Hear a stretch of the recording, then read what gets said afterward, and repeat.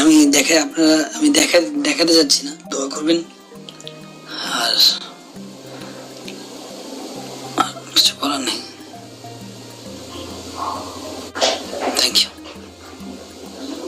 সবাই ভালো থাকবেন, সবাই অনেক হেল্প করছেন।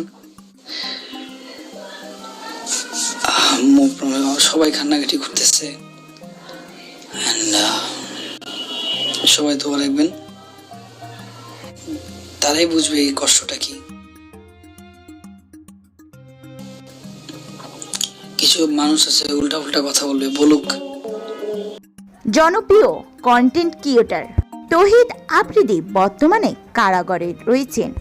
গত 15 জুন 2026 তারিখে তাকে নতুন করে একটি অনলাইন প্রতারণা মামলায় গ্রেফতার করা হয়েছে।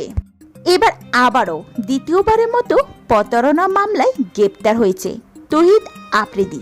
গত 1 মাস আগেই ছাড়া পেয়েছিল তৌহিদ আফ্রিদি, তবে আবারও আজ সকালে তাকে গ্রেফতার করা হয়েছে। জানা গিয়েছে গুলশানে নিজ বাসা থেকে গ্রেফতার হয়েছে আফ্রিদি। গ্রেফতারে আবারও ভেঙে পড়েছে তার পরিবার ও তার মা। আদালতে যাবার সময় 2 হাত তুলে ইশারা করে সকলের কাছে দোয়া চেয়েছেন।